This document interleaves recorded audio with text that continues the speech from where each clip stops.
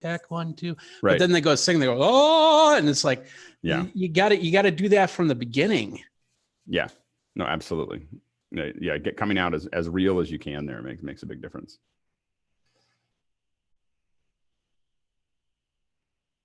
Well, this is some small version of like my pet peeve, because it's like, can you check your mic? And somebody goes, test. So there's two levels that are really interesting, which is there's a normal level that that is the 60 decibels at 1 meter, which is a very standard speech level. And then there's a level of I'm trying to be heard over something, and it's a natural, like very consistent difference between the two. And getting someone to engage that I'm trying to be heard and that kind of speaking out volume really is good and important. I always ask, can I hear your excited voice? So I'll ask for some levels, and then can I hear your excited voice? And that usually gets them to pump up, and it loosens up the interview. Yeah, trying to get someone to have some kind of conversation makes a big difference. All right. Hey, everybody. Welcome to Office Hours. And if you haven't been here before, you'll notice that there are 2 sections. I'm going to give you kind of a little bit of a head start on what you're looking at here. You've got participants, and the participants are where you're probably sitting if you're listening to this right now.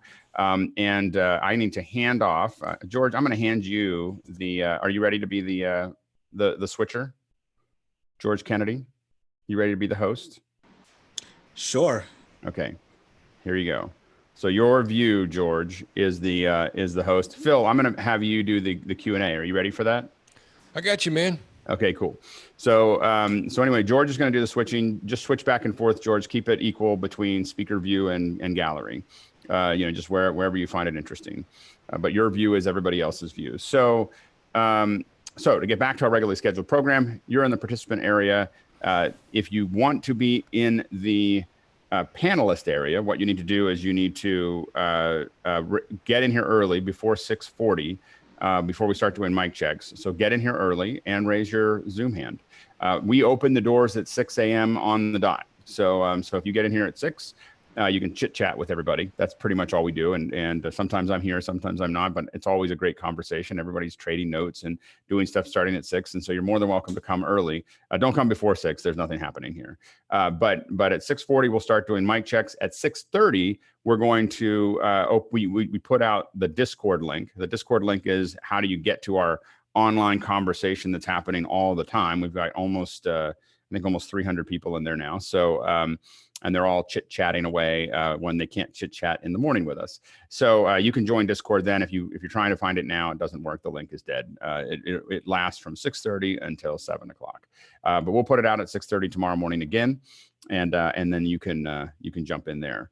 Now, one thing to remember is that you can, if you want to do a question, you put it in the Q&A. If you want to chat and put up links and talk amongst yourselves, you can put it in the chat function. Do not put questions in the chat that you expect us to talk about. Do not put chat in the questions. We will not respond to questions that are that don't end with a question mark. Like if you don't have a question, don't put it in the Q&A. Don't put any comments in the Q&A. Try to keep your questions short, 3 or 4 lines. If you see a couple there right now, those are the right length. You don't want them to be longer than that because we have to get to them and we have to be able to read them. Try to keep it to 1 question per question. So don't add 3 or 4 questions into the process. It just makes it much harder for us to manage as we go through it. So those are some guidelines on asking those questions, but otherwise ask away. And so anyway, so those are the kind of the basics of what you need to know here. You can, that kind of sets you up. Of course, we do this every morning at 7 o'clock. So we do our little announcements and then we jump into the questions. We also have second hours oftentimes. Now, I am not going to be here for the second hour. We're not going to do a second hour today, but I believe Tucker is doing his own basically second hour. Tucker, can you tell us a little bit about what you're doing there? Yeah, so Monday and Wednesday, we had a kind of a focus session on Unity Intercom, just kind of digging in deep.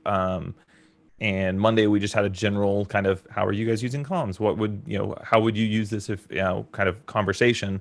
And then on Wednesday, we brought in Unity to one of their developers, their chief developer, to talk about the product and talk, answer our deep technical questions about it, which was fantastic. answered a lot of questions, kind of kicked us off in some really interesting different paths. And then today we were going to do it at 2 o'clock. We had some suggestions to back it down to right after, since we're not having a second hour. And so in Discord, under community events, if you check that out, there's a link in there. Jump in. We're going to have just a general discussion, kind of talk about what we found, and talk about use cases, and maybe start digging into a couple people's designs. So yeah, check that out in Discord, and you can get the link there. So definitely take that into account. Tomorrow is our long day. So today is a short day. Tomorrow is a long day. We're going to be we'll be doing Q&A for 2 hours, so 7 to 9. 9 o'clock, I'm going to talk about basics of doing animated graphics for switchers and ATEM switchers specifically, but it really will work with almost all switchers. So we're going to talk about graphics for switchers. At 10 o'clock, we've got Steve Bays. Steve is he used to be product manager for Final Cut. He's going to talk about Final Cut. So deep cuts in Final Cut, things you probably didn't know, and those have been fascinating every single time. By the way, if you are in Discord, Steve is paying close attention to the Final Cut area. There is no better place in the world to ask questions about Final Cut than our Discord right now. So, while we have Steve's attention, if you've got a question about Final Cut, the place to ask it is in our Discord, because Steve Bays is floating around with his eye on that area. You can't find a better place to do it. So definitely check that out. And then at 11 o'clock, a lot of us are learning Mimo Live together, and I'm going to put this in the chat. You can let's put this here. You can still fill this out. This will give you a license through July 31st for Mimo Live. It's a live editing software for the Mac. And Oliver Breidenbach from Boink Software that makes Mimo Live, he comes in and answers questions and talks to everyone about it. So definitely check that out. And then at noon, Nick Justishin is going to be talking about Unreal. I don't know if you guys have seen the Unreal demo, but if you haven't, oh man, you have to see it. Just search on YouTube for Unreal 5. It is unreal. I mean, it lived up to the name. So anyway, super excited about that. Nick's going to talk about using Unreal with the ATEM switcher, with an ATEM Mini, I believe, doing compositing and real-time 3D and so on and so forth. So that's going to be a great Saturday. Anyway, well, we do this every Sunday. We do it again, not long, but we do 2 hours of Q&A, plus we open at 6, so you can get up to 3 hours on Sunday as well. So those are all things that we're kind of bouncing around, and over the weekend, on Sunday, we usually start talking about what's happening the following week. I am rearranging a couple things, so we'll be working through that, for next week, and then we'll go from there. So let's jump into the questions. Phil, it looks like we've got a lot of questions. By the way, if you're watching this and you're a participant or an attendee, you can vote questions up that you find most interesting. So definitely, if you think that a question should be answered or asked first, definitely vote those questions up. Go ahead, Phil. Yeah, the first one is the one I put in, and we sort of answered it in the first hour. I'm sending the output of my Mac HDMI to a channel of the ATEM Mini. Do we know a way to send an alpha channel for keying as part of that HDMI signal? And we kind of said no, but yeah. Yeah. So the issue that you have there is if you're sending a signal out, a live signal out of your computer in HDMI, the main thing is that it's just coming in as a straight RGB. So there are ways to do that. You could send 2 signals out. So if you're using something like a Blackmagic Ultra Studio, or AJA makes a couple of cards, and there's a couple of different other boxes that you can get that will send 2 signals out. Now, I don't know. I haven't seen one that necessarily does 2 HDMI signals. So that might be one of the challenges with this. But when we normally have a regular switcher, we put 2 video signals that are synced, that come out of our switcher and into our into our switch, out of our computer into our switcher, and that's how we push graphics out. You need the application that's sending that out to know that it's doing what we call a key fill. The key fill is the color of your graphic, and the key is the black and white image that is the alpha channel. So sending that key fill out is what you need to get out of there. Now, the way that we've done it for 30 years, maybe 40 years, but definitely 30 years, is that you have a pure black background. It's pure black. And then you make sure that none of the colors in your foreground go below 15% black. Then you use a Luma key in the downstream key to just pull out the pure black. With soft edges, that won't necessarily work, but with hard edges, it'll cut it right out real nicely. So it's a way for you to take a flat image or a flat output from a computer and go ahead and key it in your switcher. And it's what people have used for a long time. Obviously, if you have an alpha channel, if you have access to an alpha channel, you want to use it. But you can definitely get around it by just doing that kind of very old fashioned black over. I would recommend that when I can, over top of one of the other things we've done is doing keying. Let's just put it over green and key it. The problem you're going to find is that the green, when you're doing a green screen key, number one is you have to use it as an upstream keyer in the ATEM. But moreover, the other issue you get into is that the color channels in your camera are 422, typically not 444, or coming out of your computer. And so the result will be is that you're not really getting a pure key. You'll get some stair stepping and so on and so forth. So, and it's really hard to get that just right. You'll get a cleaner, there's a kind of you'll hear me talk about this a lot of keeping your elbows in, and the reference is mostly that I wrestled for a long time, and you're always going to keep your elbows in, or otherwise someone gets under you and takes you over. And so when you're using your hardware, just be careful of trying to not stretch it further than it's really built to go. It's better to do what it does really, really well and stretch a little bit, but find what works well. If you don't have the right things to do a really great key fill out, think about not making things as complicated in your graphics so that it just looks solid. As opposed to looking like you tried too hard. So, and remember that you can still put stills in that have key fills. So the only reason you would need this coming out of your computer is if you are needed to be animated or need to update it. So remember that for instance, there's a Photoshop plugin that pushes straight out to the switcher. And so you can always be updating stuff and pushing it to even the Mini that is just simply pushing graphics into it and allowing you to update those graphics, and then you just simply key them on and key them off. I will admit, after building many, many animated lower thirds, and I'm going to talk about animated lower thirds tomorrow, I don't use them that often. And a lot of it has to do with, I don't want to draw the viewer's eye down that much. I usually want them to pay attention to the show, tell them what they need quietly if they need it, but let them keep on watching it. But I do build them for clients, and that's why I'm going to talk about it a little bit tomorrow. But a lot of times I won't personally use them for my own shows. Anyway, so those are things to think about there. Yep, 9:00 Pacific time tomorrow. Yep. Next question from Michael Mitchell's USB-C adapter discussion. A number of questions there, but what do you like best and what works with ATEM Minis? It sounds like something you had experience with this morning. Yes. So I don't know why yet. I had planned. Right now I'm looking into a C920 because I had a Blackmagic 6K going into a Mini. I had it working at the house. It looked amazing, and was just thinking, oh well, I can just do my USB-C to USB-A and put it into my older laptop. It hasn't worked. So I don't know whether it never works, but right now it hasn't worked.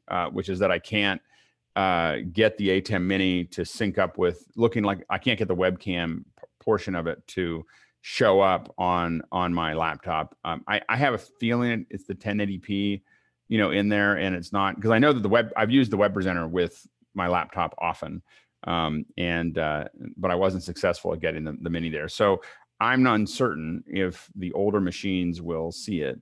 It may not be, and it makes me think that the ATEM Mini and Mini Pro, the USB camera portion may not be as general as the web presenter. The web presenter is just a workhorse. You just plug it in, and it just converts anything you give it into a webcam. I'm now uncertain whether the Mini has the same feature set. Right. So we'll see how that goes. Anybody else have any experience there? Go ahead, Kyle. Yeah, so I'm actually using a 2015 with ATEM Mini and having success, but I couldn't use the adapter. I couldn't use the A to C adapter. I had to use a single cable to get it to work. So how do you do that with the 2015? It's got a USB-C into the ATEM Mini. Yeah, so it's a Type C cable to a Type A cable, but that's what I have. used it. Okay, so yeah, I have that same setup, and it is working for me, but I wasn't able to get it to work with a USB-C to USB Type A small adapter and then an A to A cable, if that makes sense. Yep. Here's an interesting one. I actually, right when I got the Mini, I used a Thunderbolt cable thinking, well, it's backwards compatible. I know it should work, and it just flipped out on me. Yeah. So So it's good for me to know that it works. It worries me that it doesn't work all the time. That it doesn't just show up with the one thing you knew with the web presenter is that it always would show up. So anyway, so that's the we'll see how that goes. You were gonna say something, Phil? Yeah, just the question was generally about USB-C adapters. Do people have favorites when they do use them? Well, I'm a big fan of trying to get the cables if you can. So definitely get it. You can look at adapters. I don't have a specific adapter unless I don't know if somebody else has a specific adapter they really like. I try to buy the cables so I don't have more things that could pop apart during what I'm doing. So that's what I'm using here unsuccessfully. So obviously that's not foolproof. But I don't know. I don't know which ones to. You have to be careful you're not buying a charging cable, or if it says it's for charging and not for data or whatever else. They're wired funny. Yeah. Yep. And they usually have to have the little designation on the connector. Well, I have it. I'm using it right now. So what you're listening to is I moved that cable over to my Mix Pre. So it is a data cable because it's working as a data cable and a power cable right now. So anyway, so we'll see. Let's go to the next question. Yeah. So again, A. Mitchell's voted up. He wanted to know more about this stage 10 with Leland, but it looks like he's not here today. Anybody else? Stage 10. It sounds like there's some interest with the stage. Yeah. 10. Let's pin that one for when Leland's back because he has the most experience in it. So I don't think anybody can really answer it in the same level. So let's go ahead and move on to that next one. But let's let's try to remember that when Leland's back. Stage 10 is kind of a cloud-based edit system, and Leland has probably the most experience of the group. So we'll wait for him to come back on that one. Great. Brent Huckfield writes in, what is everyone's favorite frame sync? AJA, BMD, Blackmagic, 4A, anybody frame syncs? My preference right now is, what I use the most right now is the Blackmagic Teranexes, is what I'm using for most things. There are a couple places that I don't like them. So one is if you're doing a lot of translations and you do embed a lot of channels, the FS2 is still a better, or FS-HDR or whatever you're going to do is still a better tool. Most of my frame syncs are either FS family or Teranex are what I use for the most part. The advantage of the Teranex obviously is that I think the web controls are really nice. I think that they're less expensive. Obviously they're 4K, which there are some 4K AJA ones as well. The thing that I like about the FS, and I don't know about the new FS HDRs. The reason that we stopped using FS 2s, and I had, 8 or 10 of them, was because when you scale from 1080i or 1080p down to 720p, pure colors like red and blue would get really pixelated. And I have a feeling that it's because it was doing a heavy compression somewhere in the circuitry on the color channels. So it was letting the black and white channels go through, and it was really jamming. We had a couple clients with red logos, and it looked really bad, if we had to scale down to 720. And we found that wasn't the case with the Teranexes. And so that was what kind of led us away from the FS2s. But I like a lot of things about the FS2. The FS2 has a lot of incredible tools for basically bringing in a bunch of audio, remapping that audio, which you can do in the Teranex as well. But you have a breakout cable on the back, which I think you can do either 8 or 16 channels, in the back, at least 8 channels into the FS2, so that you can take a bunch of analog signals and embed them and you can get a separate embedder, but having it in here is really nice. Also, if you have to change your audio sync, your audio delay, there's an audio delay in both the Teranex and the AJA, but the AJA one is silent. So as you change that, you can do it during a show. If you feel like you missed the mark, you can make a quick change to it and without anybody hearing it. If you do that with a Blackmagic Teranex, you'll hear it clicking, going through. So you really don't want to do that if you can avoid it. so those are things that's kind of, they're both really good. Again, and we probably had more Teranexes partially because of the price and partially because of the scaling issue is where we kind of leaned away from it. We do need FS HDRs because we're planning to do some more work in HDR land.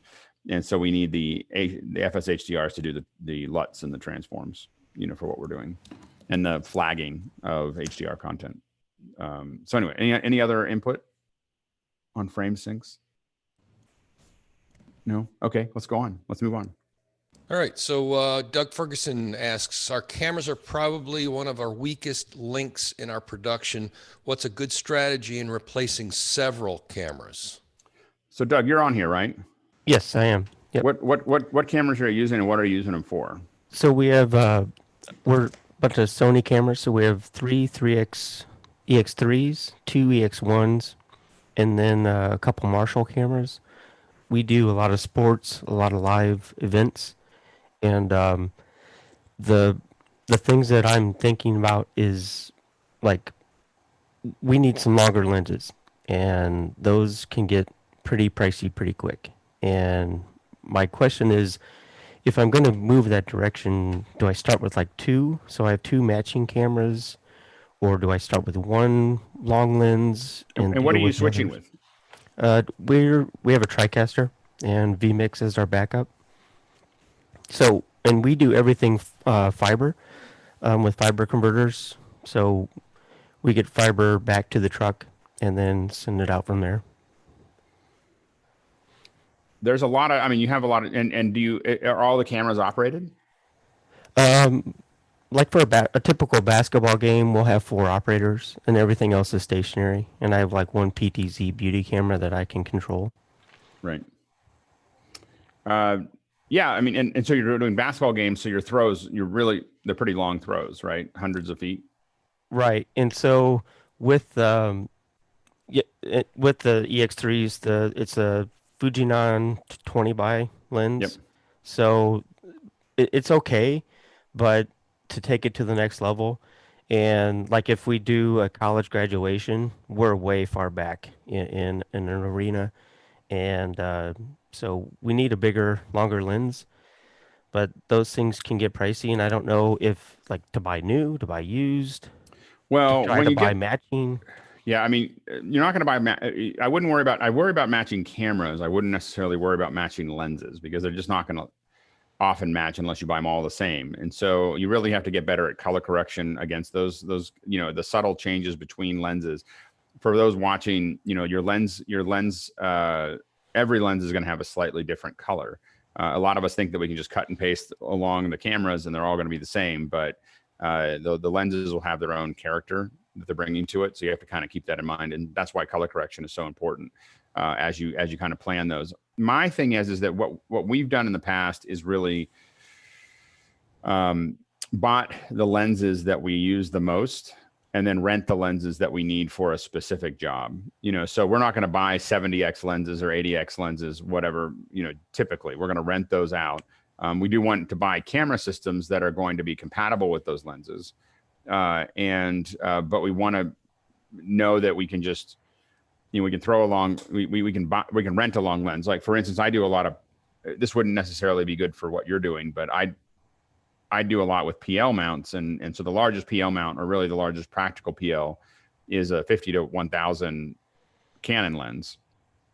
That lens is $70,000 or $80,000. I'm not going to buy that lens. I don't use it often enough I would need to use it 70 times to pay it off. And I don't, I may use it 10 times a year or something. So I'd rather just rent it. So the rest of them, we would get up to 300, some 20 to 120s, some 90 to 350s or something like that we use for most of our shows. And then we would just fill in that last little bit. I don't have as much experience with, I will admit that we've done newer cameras. What I would look at for sports and for really long throws is the one exception where I would say 2/3 inch cameras actually help you, because when you get a larger aperture, or not a larger aperture, but a larger sensor size, your depth of field is going to get shorter and things are going to get a lot harder to shoot. So as you start having shows that are longer out, where your throws are more than 75 feet, you actually want a smaller chip, because it's going to give you more depth of field on those long throws. In corporate and in other things that are smaller venue, which is mostly what we're doing now, but in things that are smaller venue, anything under 75 feet, I like to use PLs and Super 35 sensors because it's going to be I feel like it's a better experience for the viewer. But sports is really difficult to do that with because there's so much movement. And so I don't have as much experience. Again, most of the cameras that I've owned in the last 5 years have all been some version of a Blackmagic camera. before that it was all Sony cameras. So it was, and I started with EX1s and EX3s. So that was, you know, that was when they first came out. I think I got some of the first EX1s that were in the United States. And so they're workhorses. I tell you, I mean, some of them are 9 years old and they still put they're out great a pretty cameras. decent picture. Yeah, absolutely. Jeffrey. And you can get them on eBay. Cheap. Yeah, no, absolutely. Jeffrey? I would say just find the product specialist. It sounds like you want to switch to all one camera and a new brand. So find the product specialist that can basically say, okay, well, you got this camera. Well, this camera will match exactly what you're doing with this camera, plus add to whatever you're looking for specs and go from there. And then they can also probably give you cameras to try out as you're doing that, and you can work a relationship together with the camera manufacturer. And you know, I would definitely try to get some you know, work with your reseller to get some head-to-head, you know, solutions. I would probably get a Sony solution. I would definitely want to test the Blackmagic solution, you know, the 2/3 inch Blackmagic cameras against those pieces. I admit that I stay pretty much in the Blackmagic world because of the whole ecosystem. I can shade them I can shade the cameras from my switcher, and then there's a wide range of cameras. I use the micros and I use the Ursas and I use a bunch of other things, and so I like to get them all matched. You don't need to do that as much with a TriCaster. You know, you don't have that. Well, I've had my issues with my TriCaster, as I think many people that have had TriCasters. Well, you know, that's a whole nother question of right. You know, of like, do you want to stick with the platform that you have? You know, and what you really want to look at is how often are you using all the extra features of a TriCaster? Are you doing mostly straight cuts? No. In our workflow, we do everything outside the TriCaster. So the thing, we have moved everything but switching. Like, I don't want it to do anything but switch because it can't. And so if you've moved everything out of a TriCaster but the switching, you should just use a Blackmagic switcher. like that doesn't make any like I just so you know, you're like there's no advantage to the advantage of the TriCaster is all the extra MEs, it's all the graphics, it's the DDRs, it's the, you know, in my opinion, someone else can argue with me about it, but I don't see, if you're just doing raw switching, that's, I mean, the TriCaster can do it, but that is, you know, it's not giving you any competitive advantage over a lower level switcher. We've looked at Ross's before, but I haven't really looked at the Blackmagic because it's like, all right, if you go Blackmagic, you got to go all Blackmagic. Like, you don't have to, but you will want to. Like you can definitely. I mean, we use Blackmagic without their cameras for a long time. You know, where it was just something else. You know, we had Sony cameras and into those things. You don't have to go into the whole ecosystem, but it does get just so much easier that to be honest with you. When I looked at my truck the other day, I was just looking at my racks and like, I have more Blackmagic stuff than anything. So it's really, maybe it is I mean, again, I'm not saying that you should always get a Blackmagic over a TriCaster. If you were going to start using all those MEs and the DDRs, and you're going to have a bunch of graphics and you're going to take advantage of what the TriCaster can do or what vMix does, or, you know, so on and so forth. But if you're only doing switching, then, you know, that's what the Blackmagic stuff does really, really well. You know, is you know, that switching part, and you have an open API. So we run, you know, we have all kinds of switchers that are, you know, we can put little buttons somewhere that just switch for us, or you can write little code that will do all kinds of other things to it because everything's completely wide open. But, you know, again, when I look at some of what people are doing here, I think that vMix makes a lot of sense. I'm putting vMix on a machine up here based on what everybody's doing here to just test it and play with it, you know, and see where that makes.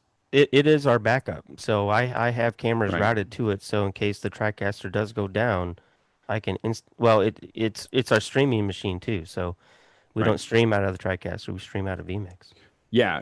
And so I'm looking at all of that stuff and I play with it. Like, where does that fit into the mix that I have?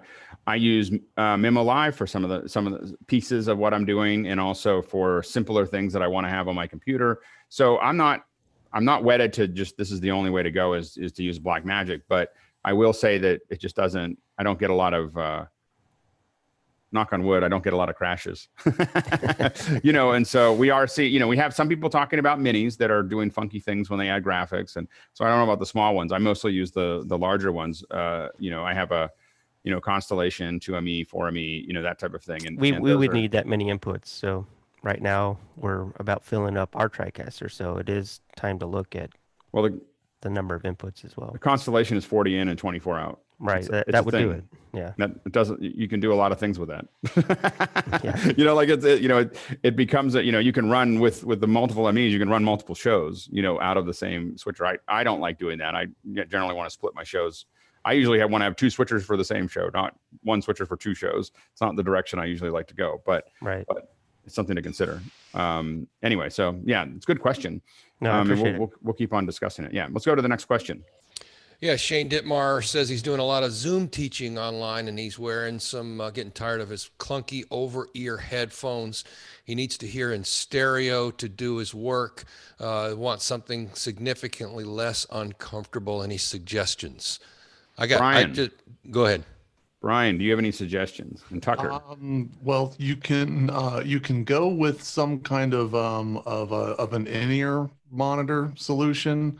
I've got a set of KZ ZSTs, which are about $20, and you can wear those things all day, and they sound just as good as your headphones. What is the crazy headset that you have? Who makes that crazy headset? Which crazy headset? You have that one that you wear a lot when we're on shows. Oh, the Sennheiser. Sennheiser? Is it a Sennheiser? I thought there was there's one that was, I thought, more expensive that we have tied into your comms. And what's the Well, I've got a Sennheiser kind of similar to what George has. I also I have used some form of in-ears with an AKG boom mic. Okay. So I can flip the boom up and down. That's forgetting the model of that. That's an older model mic. Yeah. But yeah, if you're trying to solve the head clamp, some form of earbuds is good. The KZs are incredibly cheap, and they have a whole bunch of models, and they sound good. And other people may have other suggestions. Sometimes it's how loud is the environment you're working in. If it's not very loud, then really light little earbuds may be easier and better. Sometimes I go back to my good old cheap Apple earbuds because they just kind of sit in my ears, and I don't sound great. Whoop. I can hear just fine, and, so. That's great. Tucker, you had it. Yeah, I use the Automatic ER4s, and they're the little silicone flanges. You can get molds made for them and things like that, but I love these things, especially now. I've been wearing them significantly more, and there will be some discomfort. It's anytime you move to something where it's like in your ears, it'll take you a little bit of time. You'll kind of be like, oh, man, you take them out and you're like, oh, that's uncomfortable. But after 3, 4, 5 days of wearing them for long duration, you get used to it and get comfortable. I can tell you that after 10 years of doing that, I don't even feel it anymore. Like, you just kind of like, you want things in your ear. Like, I just want things to block things out of whatever I'm doing. And I use for my single ear, I'm using a audio implements, but it's a standard, it's a standard IFB that you would have, for that kind of thing. So, so that's what I use. But for most of my teaching, but if you need stereo, there's a lot of Ultimate Ears and a lot of other things that you can get that will mold and give you, real music quality in that process. Phil, and then John. Yeah, my vote real quick is just like the Etymotic is a Klipsch, the X12. It's, as Alex would say, it's a little spendy, but it is, my gosh, you put this thing in your ear and it's so comfortable, but the frequency response on it is just all over the place. It's wonderful. And you can wear it all day long. And Brian, you were showing a one there. I was actually showing a custom molded in-ear. Oh, can you hang that up again? So people can see it? So this is if you can get that. So that's kind of what a custom one looks like. And that's basically custom made for my ear. It's hard acrylic, which sounds like it would be terribly uncomfortable, except it's molded exactly for my ear, and I can wear this 12 hours straight. And do they make that mold in a soft acrylic? It's not. It's hard acrylic, which sounds. No, but can they? Oh, excuse me? Yes. But can they? Yes. Yeah. Okay. Yes. Yeah, Sensophonics makes a real nice soft one. They were the early guys to the party, but. You said Sensophonics? Sensophonics had this soft silicone version of that back in the day. Yeah, the advantage disadvantage to the acrylics versus the silicone is durability versus comfort. The the silicone will break down over time. They eventually just, the acrylics will basically outlive you. So, John, I think it's called. You're overmodulating a little bit, John. Bumblebee. Any better now? Yeah, that's better. So it's the Bumblebee, and they make the Sidekick in-ear monitors, and they use the same devices that my hearing aid uses, that I could wear for hours and hours, and it's great. That's fantastic. Let's go on to the next one. Next question. Tom Rose says, what is the best scheme to create a high quality recording of a Zoom event, hardware and or software?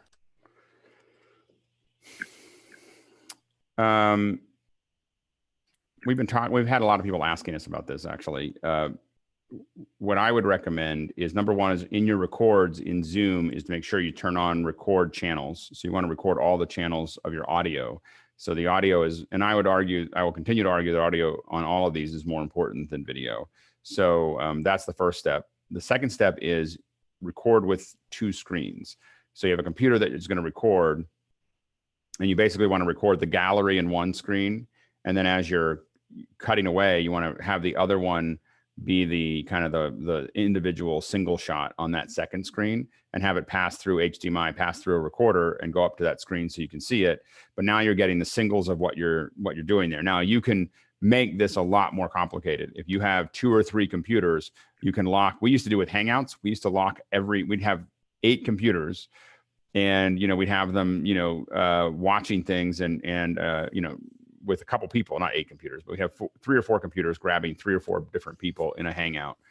This is before we do more. So we had 3 or 4 people but we'd have 8 people in the system, but 4 would be recording, 4 would be in the show, and we'd have each one of them locked on to a person so that we could grab onto those within the group. Zoom would be impossible to do that for all of us, but if you decided there were 2 or 3 that you wanted to get, where you had operators changing what those records are, you can get a lot more information back. Go ahead, Brian. Yeah, the cloud recording that I use does, you can do the gallery and speaker view as 2 separate recordings in the cloud, and it does it automatically off of one. So that's a little bit short. I think that the cloud recording is lower resolution than what we're finding is lower quality than the local recording. That's been our experience so far. So it's just something to consider, in that process. But the other thing to remember is that if you do recording, you can have your record computers, as many as you'd like to use, can join the Zoom, and you can set it to don't show people who are hidden. So if they hide, so that they don't have cameras on, those won't show up in your gallery view at all, and you can just sit there and record them. And so then you're only limited to the number of computers you want to deploy for that given thing. So you can have one that's even just dedicated to grabbing the gallery, and then you have another, other ones that are grabbing singles that someone's operating.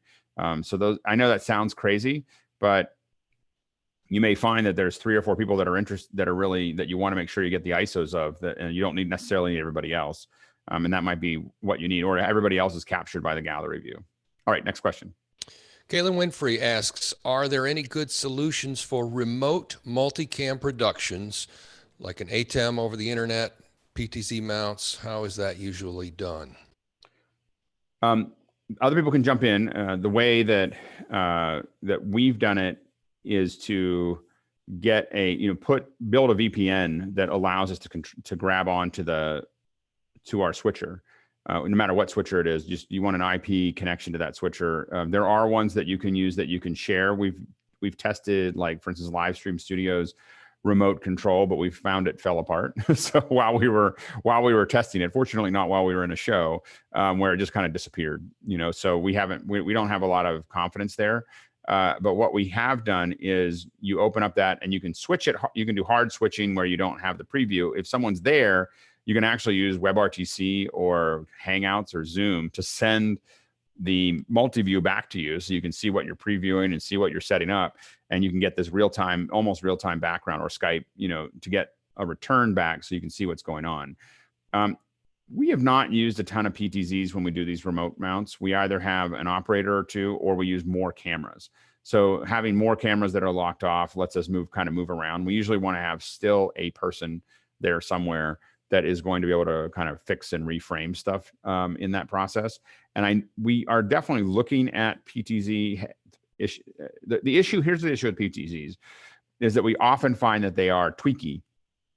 They're not just plug and play. And so what happens is you put them up there and then they don't work. And now you built a system around something that isn't, when you have operators there or someone to work with it, it totally works. But when you just send it out to someone and say, put this up and I'll make it work, a little funky. So those are the things that we kind of worry about there. Chris. Yeah, I will say that I have been shooting the church services during the shutdown remote. We have the worship band inside and the people outside doing stuff.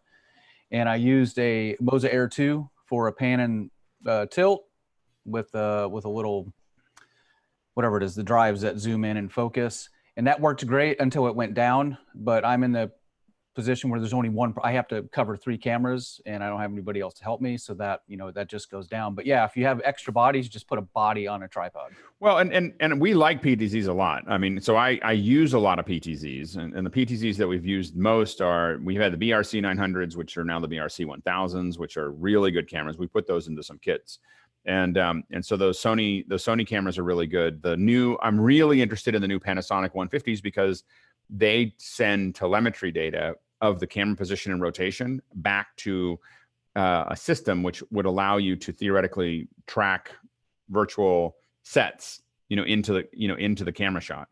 And so I'm very interested in those as a solution. What we've done for most of our higher end work is the telemetrics heads with mini Ursas, Blackmagic mini Ursas, and Fujinon lenses. With all the Fujinon that have motored lenses, and so the telemetrics comes out and talks to it, and then we're controlling those things. Now that's a pretty heavy, that's a heavy solution, both in weight and in cost. So those are the things that we have the most. But even with those, without a skilled technician on the ground to put them together, we can't use them. And so I find that a lot of the real, the ones that are easy for people to do don't look very good. like the ones that are easy to I'm going to set this up and then it's just going to work.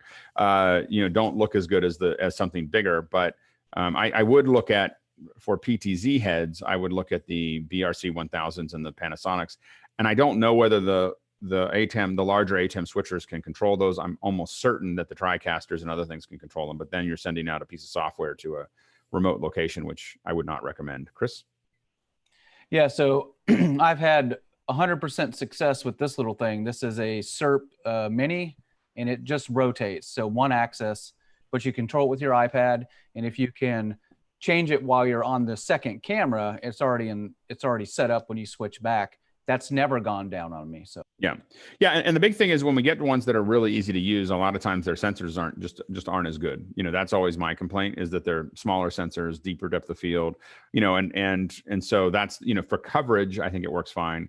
For really creating art, I find them to be hard to work with. But definitely if you're just trying to cover something, I think that the smaller sensors are fine. Let's go to the next question. Oh, I was gonna say one more thing.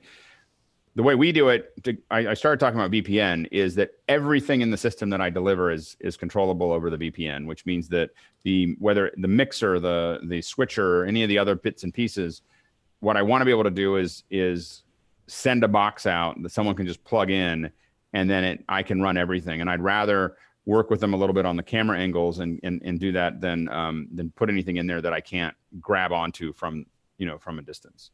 Anyway, George, will you pass me co-host, please? Sorry. Next, Tucker. And go ahead. Next question. Yeah. So if you could only have, Philip Martin asks, if you could only have one light for live streams, what would it be? One light. I'd say a snow globe if I were to guess, but those are big and really hot and really expensive. One light. I mean, I think that if I had one light that I could choose, I'd probably get a light panel like the 2x1. I don't know what those are called. It's like 2 feet by 1 foot. If I was gonna have one light, not connected to price, like those are expensive, but like a 2x1. No, I actually think that if I was gonna choose one, I might actually go with some kind of ring light. To do that, because it just is an all-purpose light. And I know that Guy makes ring lights. I have a couple ring lights, And the nice thing about that for streaming, if I'm streaming by myself, I guess is what I would say, is that it's a pretty accepted look nowadays. And we played with ring lights for a long time, and we just had trouble. There's a Mike Andrews is showing a ring light there. As a basic, I'm gonna, you can definitely use them as directional, but you can also put them around your camera. But either a 2x1 that gives me a kind of a big surface, or a ring light would probably be the two things that I would pick today over many of the other things. Go ahead, Jeffrey. I have a lot of success with fabric lights, and especially not the square ones, but the rectangular ones, because I do a lot of on the road one-on-one interviews, quick setup, quick tear down, single light in there. And so by putting that up, not only can you use the frame and just set it up just like a regular light, you could wrap it around a pole or do some bending, and that will. Are those very expensive? Hit all the nooks and crannies. Are they very expensive? I got one from Fossetan on Amazon. It's about $160. I can grab it. How big is it? If you want to see it. How big is it? Let me grab it. Hold on. Oh, yeah.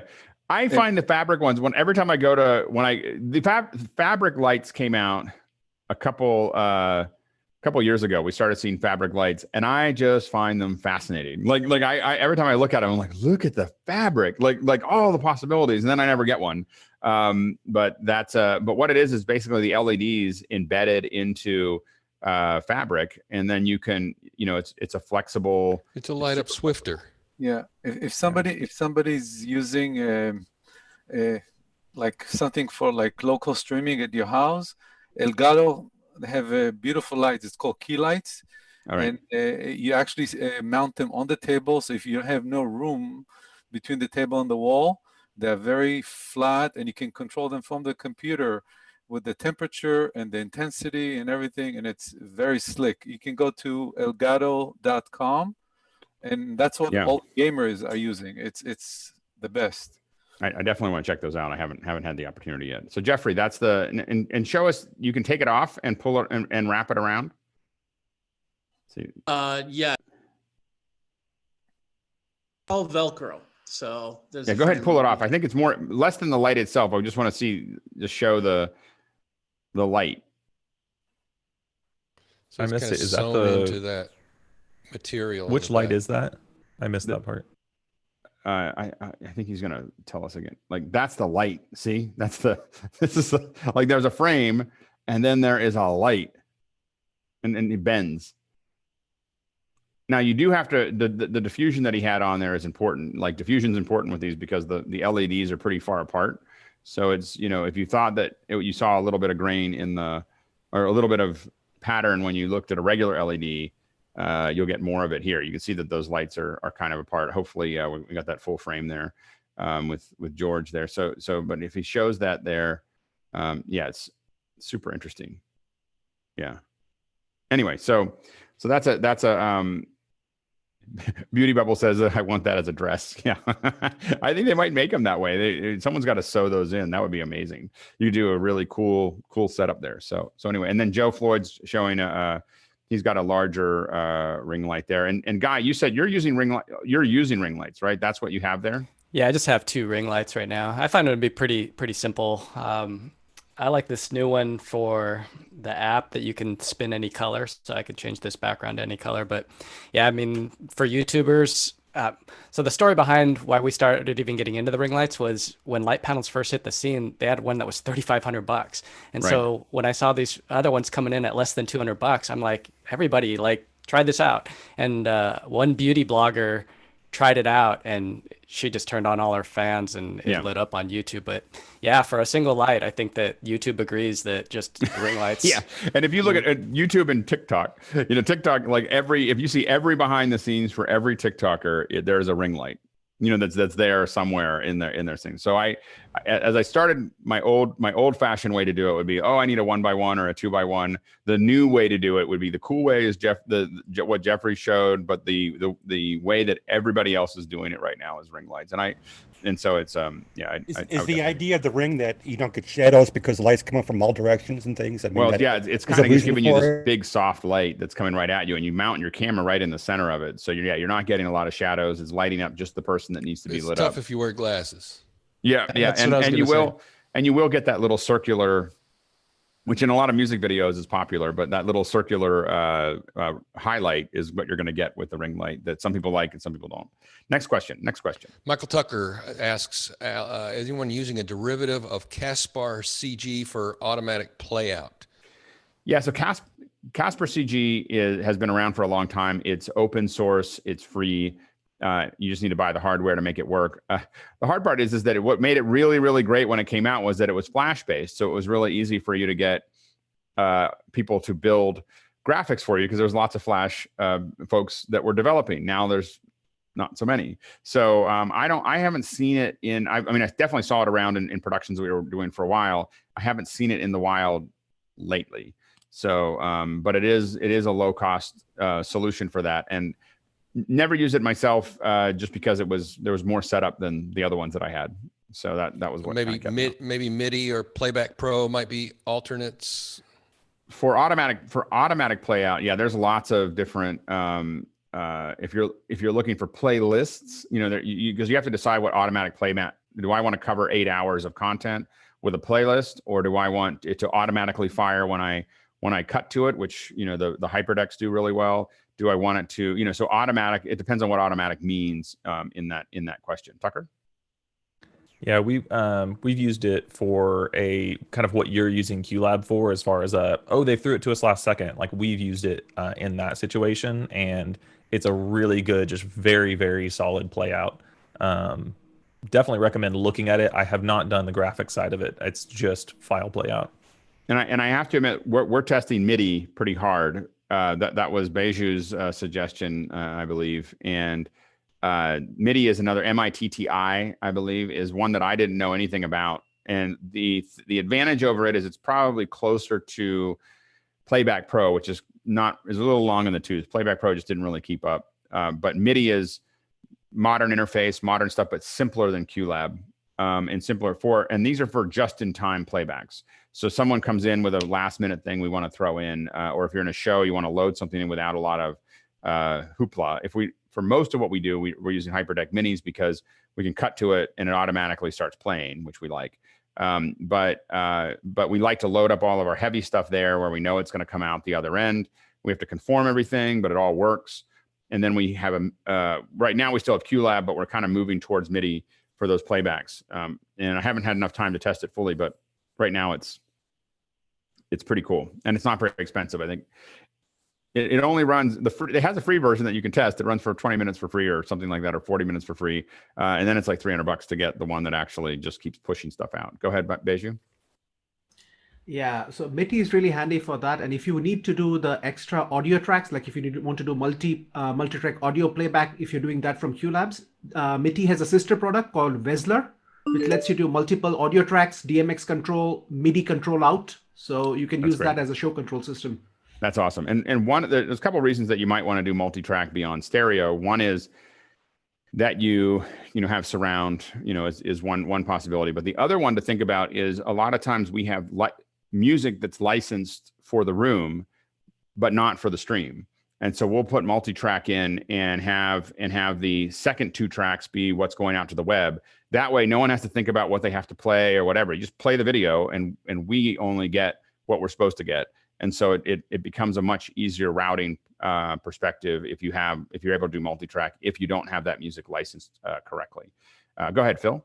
Next question. What's Reese Priestman says, what's a preferred equivalent to manual camera or eyeglasses on a PC? I thought that Logitech has its own software for its cameras on the PC. I think that I know they have Capture, which I don't know whether Capture will whether it takes over the cameras or not, but there's Capture, which is what goes out with their stream cam.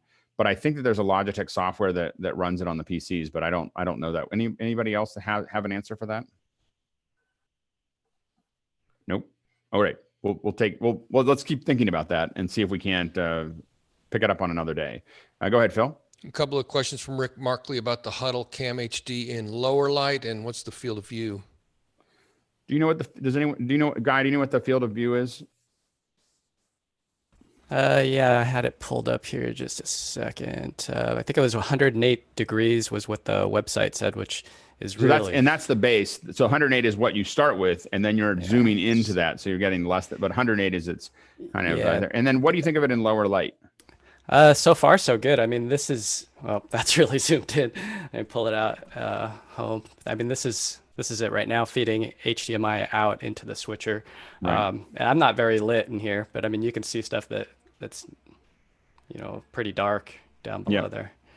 And there's a video that they put up on their website yesterday showing a bunch of people, and they're all using it. So there was like 7 or 8 panelists yesterday, and they were all using theirs. So it's pretty cool, though. I mean, being able to hit all these different, things with a remote control. Absolutely. Next question. Tucker, there's a question for you there from Colin. I'll skip that. And Bob Middleton from Japan is asking, is most of the tech equipment and software and video production common throughout the world, or are there variations from country to country? Definitely variations. You definitely see that there are, different tools that are much more popular in different regions. That we see now. We see a lot of Blackmagic stuff today in a lot of different places, but for instance, Foray is very popular in Asia and in Africa. So FOR-A, Foray, you'll see a lot of their switchers and a lot of stuff that's more embedded in the Asian market and the African market. I don't see it much I don't really see a lot of Foray in the US or I see a couple here and there and sometimes in Europe, but generally it's an Asia and African market from my perspective anyway, for what I see.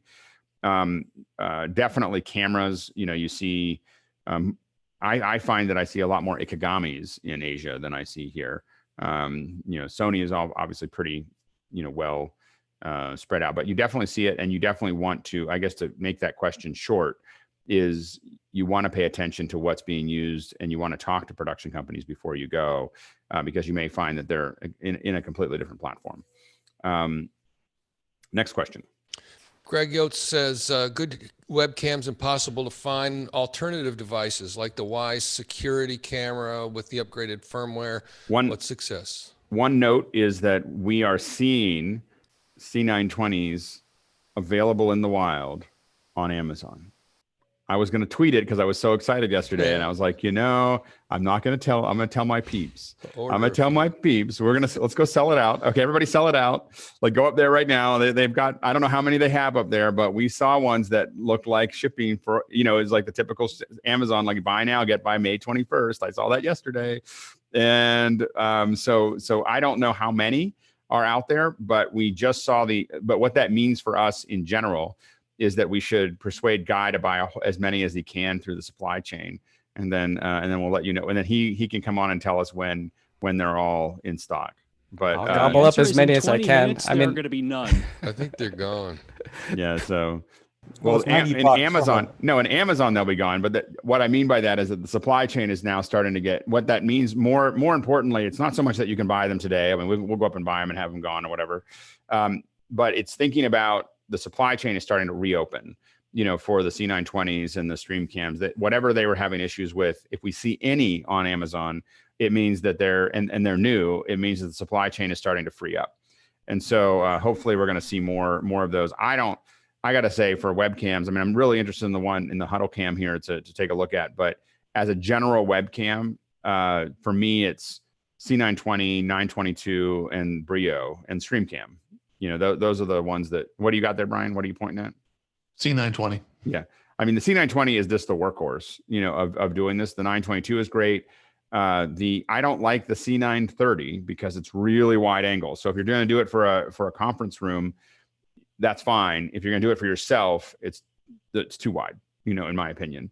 And so just something to say. And I even think that the C920, I'm pretty close to it and I'm a little distorted. Yesterday, I was using the Precision HD from Cisco, which I liked better. Next question. Just point out that one that's there about from a reseller, and it's the previous version because it doesn't have the privacy cap on it. Which one is it? So, the one that's for sale is by a vendor. It's not the current version because the current version has a little flip down cap for privacy filter. So it's an older version, but so what? It's $90. Yep. Very good. Next question. Yeah, I guess there was a couple of questions here from about Tucker's. If there was a recording of your. Are you recording Tucker?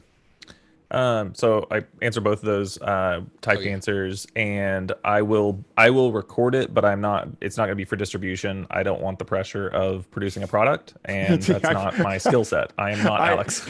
No, it's funny. I'm the same way. I don't want to record it. I record it, but we're not publishing a lot of the stuff. We do send it to YouTube right now, but we send this one piece to it. But I for whatever reason, I agree with you that it's when I start thinking about recording, it starts to tighten me up a bit, and I don't. Yeah, it takes me to a place I don't want the conversation to go. For sure. No, absolutely. And then the link is in Discord under community events. I think there's a couple of folks who weren't in Discord that might appreciate the link. Maybe you just put it in the chat or something. If you want to reach out to me, my email address is tucker@dragoo.io. You can shoot me an email. Yep. And I will happily shoot you a link. Come tomorrow and join Discord, and then you can have it. Yeah, and I'm not trying to be difficult on that. I just, yeah. So go ahead. Okay. Next. Ray Franklin asks, what is the best and safest way to poll a virtual audience of over 2,000 people? I'll say two things about that. After doing lots of polls and doing lots of Q&A, I find polls generally to be gimmicks. I just don't, we do it every once in a while, we're interested in it, but it's kind of like a fun thing. I think that polls are mostly because we're not good at Q&A. Q&A is the good stuff, right? That's what we do here for an hour. And I don't, I think that we could try to do more polls and we could do that stuff, but I think that it's a mechanical process that is easy for events to execute. I would say that it depends on when you're doing for 2,000. It depends on the platform. I mean, many of the platforms can do those things. And all I would say is just make sure to really plan the poll out. If you're doing it for fun, it's relatively easy. For instance, Zoom has the polling that's built into it that, I find entertaining, for it. I don't know how meaningful it is. And again, what I would really pay a lot more attention to is questions. The audience just wants to be engaged. Now, the polling is good if you have something that really is like one of the things they have is the Intelligence Squared discussions where people say, we worked on a couple of with them where they have little voting mechanisms in the seats. And so you would be, or you're on your phone and you would be able to watch it and you have pro, con, and then you have to persuade the audience and try to move the audience one direction or another. We did one on drugs and one on rap and, a couple other ones in London. And so I think that voting could make a lot of sense, but just really think about why you're voting. If you are going to really make it part of it, really make it part of it, integral. We're going to build something up and there's a reason that we're all doing the poll or there's a reason that we're doing the voting, not just as a, kind of a quick thing. The one we did yesterday or the day before, which was just how to, what kind of switchers. I was genuinely interested in, what are people using there? And so it was it was a fascinating, execution there. So anyway, so yeah, but I think that, I don't know if there's a safe way to do it. I think I think that I would take it as a entertainment form, not trying to make it as serious. And if you decide you're going to do something with it, actually make it important, then there's a lot of infrastructure that's required.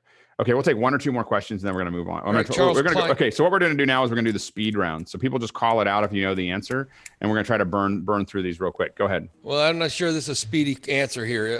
Wanted to do graphics for a live VR fashion show. What development platform should he look into? He looked into Unreal Engine and his head hurts. I wouldn't do it. I wouldn't jump into that for a fashion show if I'm doing it soon. Live VR fashion show. Right.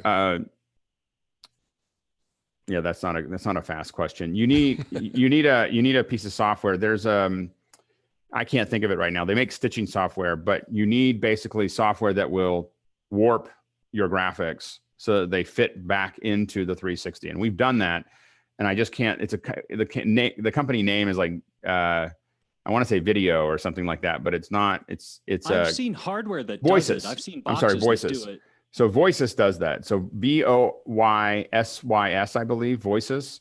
They make stitching software, but it turns out that you can use their software to map 2D graphics into a VR space, which we've used for it. Now, the other way that you can do that is pre-render all those graphics so that they are and use whatever you want. I mean, there's Metal, there's tools inside of both Motion and Final Cut to do you can warp the graphics and put them out. So then you're just pasting them over top of if we're doing VR, when I do the VR, I'm looking at it in an unwrapped Mercator projection.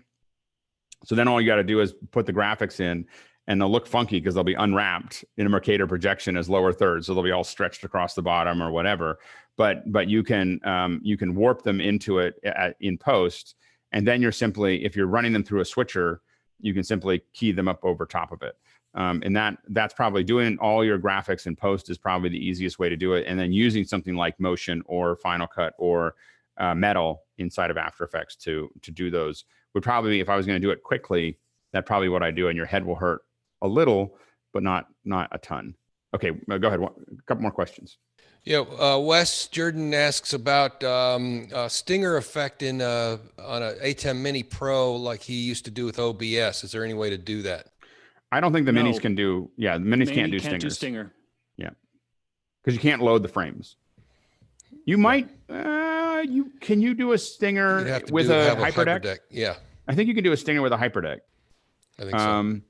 I haven't done that though. We'll test that. We'll test that. There's something in the manual I was reading about. Yeah, I think you can. You can't load the frames in for a stinger. Obviously, it doesn't have the memory for that. But you might be able to do it with a HyperDeck, and I need to look at that. Yep. Good recommendation for a wireless tally system for handheld wireless cameras. Silence. Wireless. Yeah, go ahead, Doug. Yeah, on the TriCaster, we use a system called QB, and it works pretty well. And I think, I'm not sure what other platforms it works with, but we create our own Wi-Fi and in an arena, and it works pretty well. And they also have one for handheld cameras that you can poke a hole in the eyepiece and a light will come on. So QB, I forget. QB. I think they're in the Netherlands. That's great. Yeah, it's a pretty cool. And with the one that theoretically you could do, which I haven't tested, is using Scarhoy has one. If you're using Blackmagic hardware, Scarhoy has a whole system, and it's all Ethernet based. But I imagine if you figured out some way to give it a wireless to Ethernet, adapter, you could probably get it to work there. But that wouldn't be a great solution. It would just be an okay solution. But the QB sounds like it's built for it, mission built for. Okay, QB. I just brought up their website. Looks like it is for Blackmagic, Ross, Roland.